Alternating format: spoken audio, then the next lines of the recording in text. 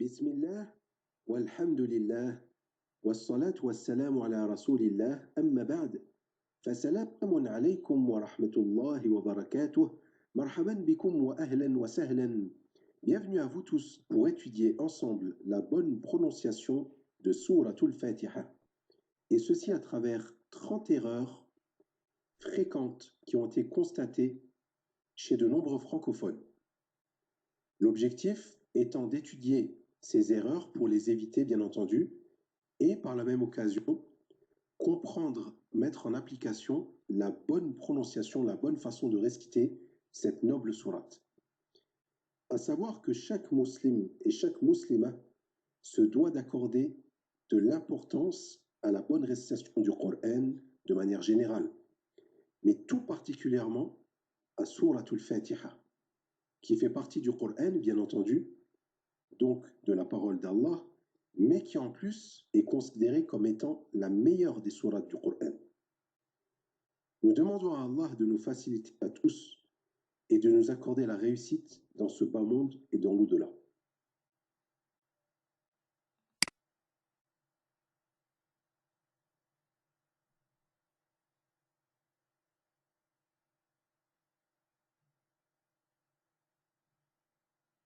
Allah, subhanahu wa ta'ala, glorifié et exalté soit-il, a révélé le meilleur des livres, le Coran, au meilleur des messagers, Muhammad sallallahu alayhi wa sallam, et a préservé ce Coran de toute transformation.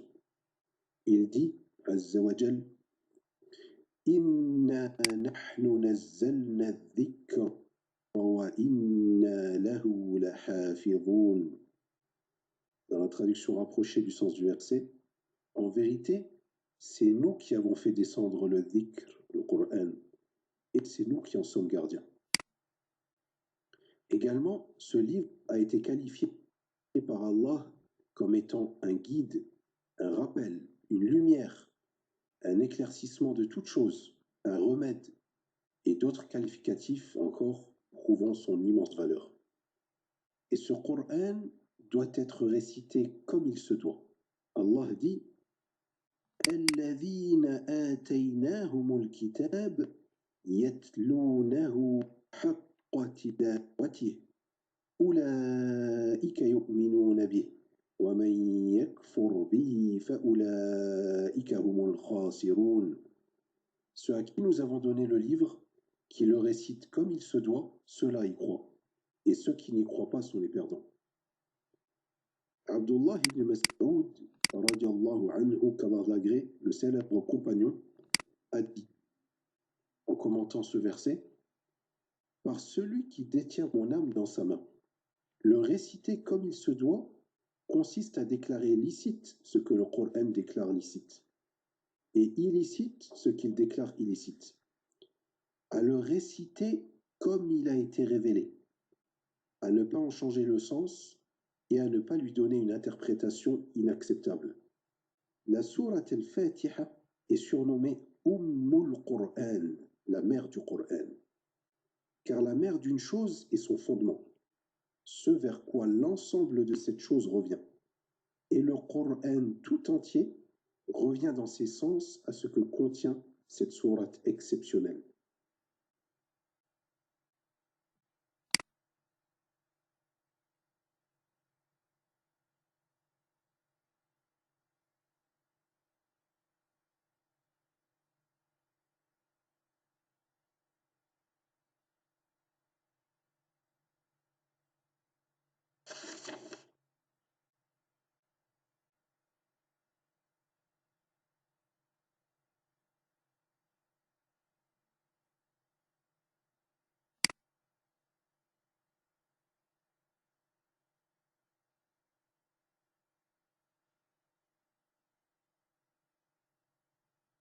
De plus, Allah, le Très-Haut, a fait de sa récitation un pilier de la prière, qui doit être répété dans chaque rak'a, dans chaque unité de prière, sans quoi cette prière ne serait pas valide. قال النبي صلى الله عليه وسلم لا صلاة لمن لم يقرأ بفاتحة الكتاب رواه البخاري. Le prophète, que les éloges et le salut d'Allah soient sur lui, a dit: point de prière pour celui qui n'a pas lu le prologue du livre, c'est-à-dire Surat al-Fatiha, dans un hadith rapporté par l'imam al-Bukhari. De ce fait, il convient de réciter cette sourate correctement, en veillant à ne pas enlever une lettre ou une voyelle ou en rajouter, car ceci pourrait amener à l'annulation de la prière.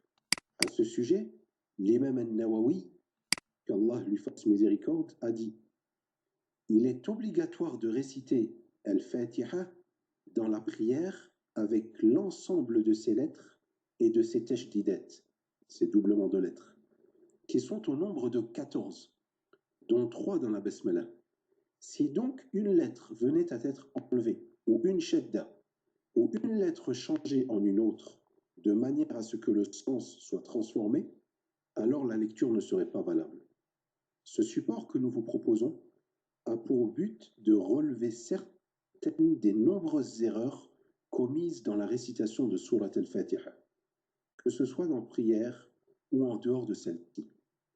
Parmi des erreurs qui sont considérées comme étant graves, afin que l'on y accorde de l'importance et que l'on récite cette magnifique sourate comme il se doit, dans l'espoir d'être récompensé par notre Créateur. Nous demandons à Allah de nous accorder la sincérité dans ceci et que ceci soit fait dans le but de lui plaire, ainsi que de profiter à la communauté et que ça lui soit bénéfique. Et c'est Allah qui accorde le succès.